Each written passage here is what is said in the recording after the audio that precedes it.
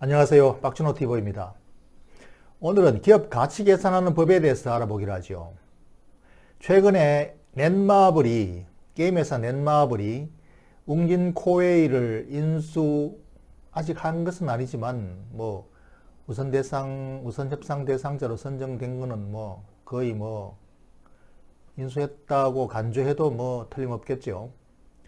그래서 넷마블이 웅진 코웨이 인수를 계기로 요 두 개의 기업 가치를 간략하게 어떻게 계산할 수 있는지, 그러면 이제 그걸 가지고 요 두 개의 결합이 기업 가치를 어떻게 변화시키는지, 이런 것들을 살펴보면은 기업 가치를 계산하는 방법과 또 M&A에 의한 평가, 이것들이 이제 합해져서 판단할 수 있는 그런 계기가 될 것으로 생각을 합니다.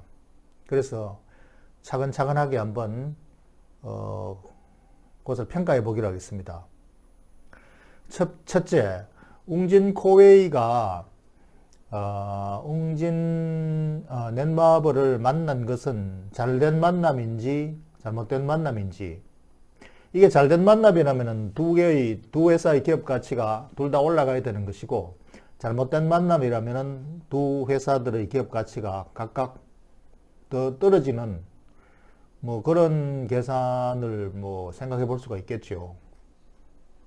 근데 결론적으로 제가 이렇게 훑어보면 두 개는 잘 만난 결합이다. 두 회사의 기업 가치는 다 올라야 된다. 올라야 마땅하다. 이렇게 결론을 미리 낼 수 있겠다는 생각입니다. 첫 번째로 웅진 코웨이의 가치가 지금 이 M&A로 인해서 올라가야 되는 이유는 옛날 주인보다 새 주인이 훨씬 더 낫다는 거죠. 지금 새 주인은 부자입니다. 현금 부자. 넷마블이 돈 쓸 데가 없어가지고 2조 원이나 현금을 가지고 있는데, 이 돈을 가지고 웅진 코웨이를 인수하는 거니까 부잣집으로 시집 가는 거죠. 그러니까 옛날 주인 가난뱅이 웅진 건설, 그 가난뱅이 회사, 건설회사는 정말로 한 치 앞을 내다볼 수 없는 그런 주인 밑에 있는 거하고, 어떻게 당연히 가치가 올라가는 거죠. 또 중간에 사모펀드한테 넘겼다가 팔아먹었다가 다시 가지고 왔는데, 사모펀드도 이놈들도 참 배당금을 다 빼먹는, 곶감 빼먹듯이 야금야금 빼먹는 전문 아닙니까? 그러니까 이런 주인들보다 부잣집 넷마블을 만난 것은 당연히 기업 가치가 많이 올라가야 되는 일이다. 재무제표 숫자 안 봐도 뻔할 뻔짜입니다. 그렇게 일단 첫 단추를 그렇게 결론을 짓고, 두 번째로 이제 가치 분석을 차근차근 해보기로 하죠. 이게 웅진 코웨이의 요약 재무제표입니다. 최근 4년간, 올해 마지막 요 칼럼에 있는 올해는 상반기까지가 실질치고 하반기는 그걸 연장한 추정치로 애널리스트들 컨센서스로 이렇게 내놓은 건데요. 상반기 흐름이 하반기라서 크게 바뀔 게 없으니까 2배로 연장을 해서 아마 이렇게 계산한 것 같은데, 이 상반기 결과가 최근 불경기임에도 불구하고 꾸준히 안정성장을 해온 걸로 봐서 하반기에도 큰 변화가 없을 것으로 수긍이 갑니다. 근데 이 매출액이 2조 3천억, 2조 5천억, 2조 7천억, 2조 9천억 이렇게 꾸준히 늘어나고 있고, 영업이익이 3,300억, 4,700억, 5,100억, 5,400억, 당기순이익도 2,400억, 3,200억, 3,400억, 3,800억. 영업이익과 순이익의 증가율을 약식으로 계산해 보니까 매년 연간 한 15% 증가합니다. 꾸준히 최근 3년간. 그러니까 이 흐름이 불경기에도 불구하고 이렇게 꾸준히 흘러왔으니까 앞으로도 이 정도 흐름이 이어질 수 있다라고 봐도 되겠죠. 그리고 영업이익률도 매우 좋습니다. 14%, 18%, 18%, 19% 매우 좋은 영업이익률이고, 그 다음 부채 비율도 100% 약간 넘었는데 이것도 별로 나쁘지 않습니다. 그죠? 그리고 주당순이익이 3,000원, 4,000원.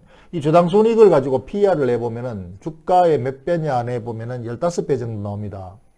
그러니까 이익의 15배 가격으로 매겨져 있다는 것은 이 주식을 산 이 투자자 입장에서 보면은 이 가격분의 이익으로 환산하면은 이 역수가 되니까 6.7% 정도 됩니다. 그 투자 수익률 6.7%죠.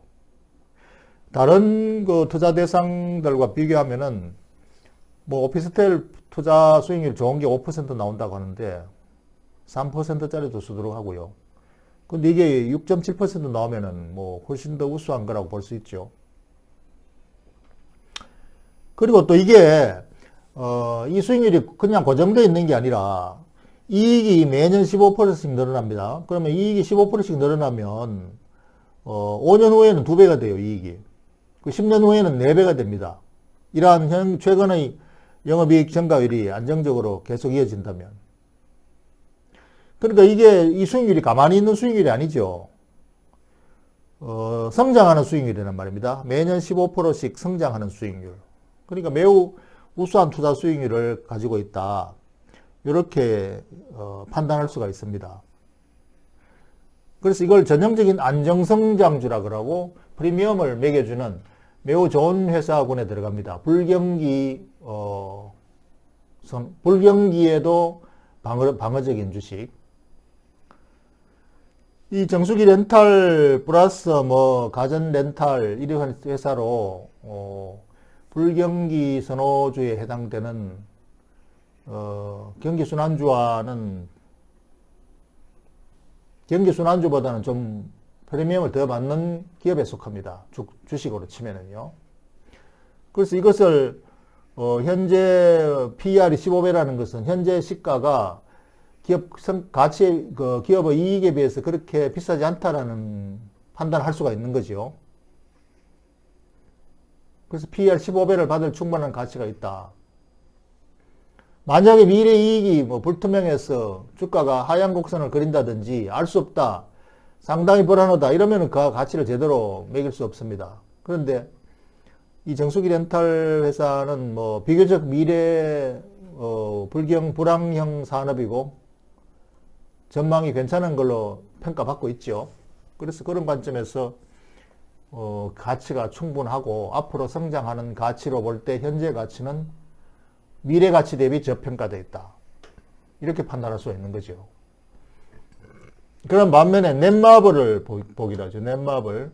넷마블은 지금 현재 시가 총액으로 보면은 웅진코웨이보다 조금 적은데 비슷하다고 봐야 되겠죠. 6조. 넷마블은 웅진코웨이는 7조. 근데 6조인데 이 회사의 매출액도 1조 5천억, 2조 4천억, 2천억 좀 변동성이 있습니다. 2조 4천억에서 2조로 줄었다가 원래는 2조 2천억으로 조금 늘어나는데 영업이익도 보면은 2,900억, 5천억, 2,400억 2배로 늘었다가 다시 2배로 줄었다가 또 2분의 1로 줄었다가 이렇게 변동성이 심하죠. 들쭉날쭉이죠. 그러니까 기업 가치가 이렇게 기업의 실적이 들쭉날쭉이라는 것은 변동성이 심한 할인 요인에 들어갑니다. 그러니까 기업 가치에 디스카운트 요인이죠. 안정적이지 못한 것. 그래서 이 넷마블 회사는 게임으로서는 굉장히 대표 회사고 실적도 좋은 회사지만 들쭉날쭉 변동성 때문에 제값을 못 받습니다. 주가도 변동성이 굉장히 심하죠. 그런데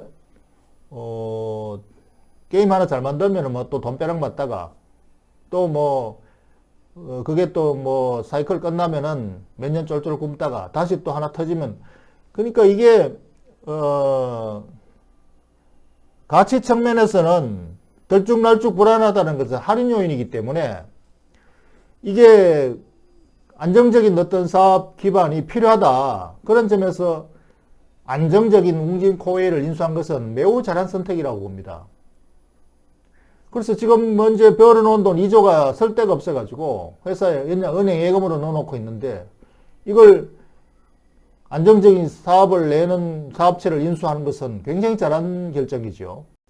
은행에 2조 원이나 되는 돈이 잠자고 있는 걸 그냥 섞이느니 이것을 안정적인 사업에 투자하는 게 훨씬 더 잘한 선택이죠. 그러면 이제 다음으로 이 회사가 이 웅진코웨이를 비싸게 샀느냐, 지나치게 비싸게 사면은 그게 이제 또 낭패죠. 그런데 아까 계산해 본 그 가격으로 볼 때 7조, 현재 가격 7조의 25%를 환산하면 한 1조 5천억 되는데 1조 8천억에 샀습니다. 그러면은 20% 프리미엄을 준 거죠. 그래서 경영권 프리미엄에 대해서 20% 준 것은 합리적이다. 사실 50% 절대적인 경영권 확보한 그런 경우에 보통 프리미엄을 50% 주거든요. 그런데 25% 지분을 가지고 경영권을 가져왔으면은 20% 경영권 프리미엄을 준 것은 상당히 타당하다. 적정하다. 그 정도는 줄만하다. 이렇게 봐도 되겠죠. 그래서 현재 기업 가치가 아까 우리가 살펴본 그 웅진코웨의 미래 가치보다 현재 저평가되어 있는 것을 갖다가 그 가격대로 적정한 가격으로 지분을 가지고 왔으면은 충분히 납득할 만한 딜인 거죠. 딜은 훌륭한 딜이다라고 볼 수가 있는 거죠. 그래서 2조 원을 1조 8천억을 은행에 예금해 놓는 것보다는 성장하는 기업에 투자하는 것이 기업 가치를 훨씬 더 많이 올리게 되겠죠.